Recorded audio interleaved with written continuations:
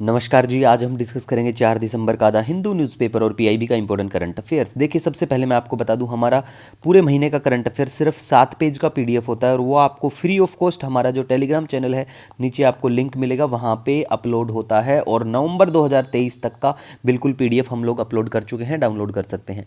तो लीजिए स्टार्ट करते हैं। सबसे पहले बात करेंगे नेशनल क्राइसिस मैनेजमेंट कमेटी के बारे में। तो देखिए, बिल्कुल साइक्लोन आया हुआ है, कमेंट करके नाम बताइए साइक्लोन का। बे ऑफ बंगाल में, माइसंग, ठीक है, जो भी नाम हो बिल्कुल जब बताइए। और दूसरी बात देखिए, मैंने आपको बोला था कि भाई का जो एनसीईआरटी है ज्योग्राफी की, वहाँ से साइक्लोन की क्या कुछ फॉर्मेशन की कंडीशन होती हैं वो सब अच्छे से पढ़ लेना। क्योंकि देखिए, ज्योग्राफी की अगर हम बात करें ना, तो ज्योग्राफी में जो एनसीईआरटी हैं, 2 11वीं क्लास की और 2 12वीं की, बहुत इंपॉर्टेंट है। प्रीलिम्स मेल्स में डायरेक्ट क्वेश्चन वहाँ से देखने को मिलते हैं।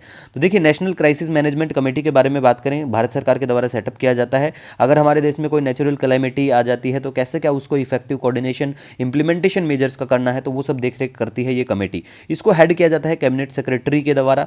तो कैबिनेट सेक्रेटरी जो है वो चेयरपर्सन भी होते हैं इस कमेटी के, ठीक है। आईएनएस कदमत के बारे में बात करें तो indigenously design and built anti submarine warfare है, इतना बिल्कुल आपको ध्यान में रखना है। नेक्स्ट बात करेंगे इंटरनेशनल मैरीटाइम ऑर्गेनाइजेशन, बहुत इंपॉर्टेंट है, वेरी वेरी इंपॉर्टेंट। तो सबसे पहले बेसिक चीजें जो एसएससी बैंकिंग के बच्चों के लिए पूछी जा सकती हैं कि भाई रिसेंटली प्यारा भारत किसके लिए री इलेक्ट हुआ, कौन से क्या ऑर्गेनाइजेशन, तो ये भी आपको ध्यान में रखना है। इसके लिए बिल्कुल इंडिया री इलेक्ट हुआ है। और इंटरनेशनल मैरीटाइम ऑर्गेनाइजेशन जो है हेडक्वार्टर लंदन में है, ये बिल्कुल याद रखना। और ये स्पेशलाइज एजेंसी है यूनाइटेड नेशन की। कई बार एक पॉइंट, अगर 4 पॉइंट ऑप्शन, मतलब 4 ऑप्शन है ना, तो भाई एक ऑप्शन तो जरूर देखने को मिल जाता है ऐसा वाला। तो एजेंसियों का नाम बिल्कुल आपको ध्यान में रखना है, ऑर्गेनाइजेशन जो होते हैं उनका ध्यान में रखना है कि क्या ये यूनाइटेड नेशन का ऑर्गेनाइजेशन है, नहीं है। और स्पेशल हम लोग एक यूनाइटेड नेशन के ऊपर वीडियो भी लेके आएंगे, जैसे कि हम लोग अभी आपके लिए COP28 के ऊपर लेके आएंगे, कहीं से कहीं मतलब देखने की भी जरूरत नहीं पड़ेगी आपको, ठीक है। तो इंटरनेशनल मैरीटाइम ऑर्गेनाइजेशन के बारे में आगे बात करें तो देखिए, इसको स्टैब्लिश किया जाता है as a intergovernmental maritime consultative organisation 1948 में। और फिर ये यूनाइटेड नेशन की एजेंसी बनता है 1959 में।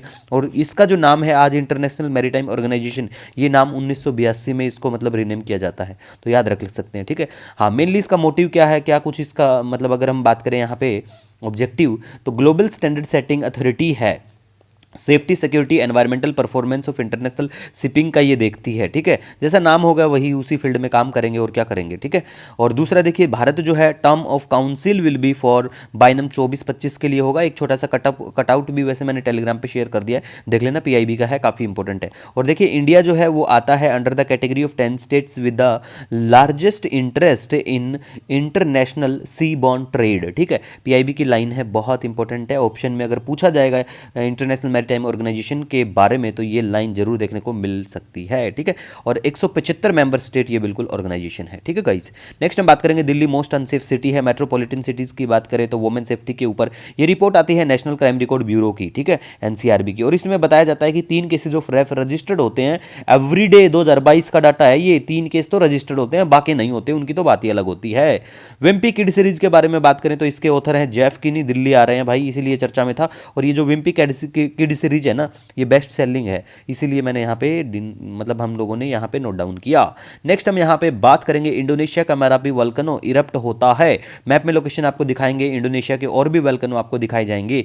व्हाइट सैंड रिप के बारे में बात करें, ये भी आपको मैप में देखने को मिलेगी, ठीक है गाइस। देखिए नीचे यहाँ पे कहाँ पे क्या व्हाइट सैंड रिप पड़ती है, उसके बाद में साउथ चाइना सी यहाँ पे आपको देखने को मिलेगा। तो ये सारे लोकेशन देख लेना, फिलीपींस किधर पड़ता है, आसपास में जो भी टचिंग बॉर्डरिंग कंट्री या ऐसी सब होता है तो देख लेना। क्योंकि देखिए, अगर आपके पेपर में मैप लोकेशन बेस्ड क्वेश्चन आएगा ना, तो भाई मैं गारंटी लेता हूँ 5 क्वेश्चन अगर पूछेंगे ना, तो 3 क्वेश्चन एशिया से आएंगे। एशिया से क्यों आएंगे?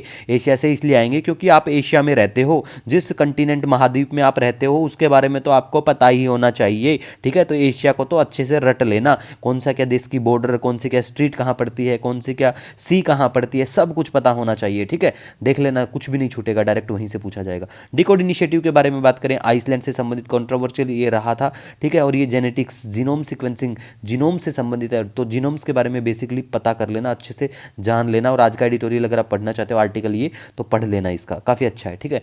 दूसरा हम बात करेंगे, ये एनसीआरबी का डाटा है, क्राइम रिकॉर्ड ब्यूरो का। तो आप यहाँ पे देख सकते हो जो क्राइम अगेंस्ट वुमेन है वहाँ पे कितना मतलब वो सब हो रहा है, ठीक है। उसके बाद में आपको देखने को मिलेंगे क्राइम अगेंस्ट चाइल्ड है, किडनैपिंग है, अगेंस्ट एल्डरली है, मर्डर है, साइबर क्राइम्स है ना। तो यहाँ पे ये जो डाटा है, कई बार पूछ लेते हैं कि सबसे ज़्यादा कौन सा है, इंक्रीजिंग डिक्रीजिंग ऑर्डर में, तो एक बार ये देख लेना। दूसरा देखिए यहाँ पे बेसिक जो चीज़ें हैं वो देख लेना कि कितने क्या केसेस दिल्ली में ये देखने को मिले। अगर एग्जामिनर के माइंड में होगा तो थोड़ा सा डाटा दे सकते हैं, कई बार डाटा एक दो क्वेश्चन में देखने को मिल जाता है, ठीक है। अब हम बात करेंगे जो वोल्केनो है इंडोनेशिया में उनके बारे में। तो देखिए ये वोल्केनो है, कराकातुहो है, दूसरा मेरापी है और सुमेरो। ये काफ़ी इंपॉर्टेंट वोल्केनो होते हैं, तो इसके बारे में मतलब काफ़ी चर्चा में रहे हैं, पिछले साल भी रहे हैं, 4 साल पहले भी ये चर्चा में थे। तो ऐसे करके आपको बिल्कुल इंडोनेशिया के ये देख लेने हैं। हाँ, बिल्कुल ये भी देखना है आपको कि ईस्ट से, मतलब आपको ये भी देखना है कि भाई ईस्ट से वेस्ट कौन सा है और वेस्ट टू ईस्ट कौन सा है, मतलब इनकी लोकेशन भी एक बार देख लेना, एक्टिव वोल्केनो जो है। और मैं सिर्फ इंडोनेशिया के वोल्केनो की बात नहीं कर रहा, एशिया में जो भी एक्टिव वोल्केनो है उनकी लोकेशन भी एक बार देख लेना। अदरवाइज हम लोग भी कोशिश करेंगे ज्योग्राफी बेस्ड लेक्चर लेके आने की। इसी के साथ देखिए अगर आपका कोई सजेशन कोई सुझाव रहता है, नो डाउट आप हमें कमेंट या मेल कर सकते हैं। मिलेंगे नए दिन के साथ, तब तक के लिए हैव ए ऑसम डे।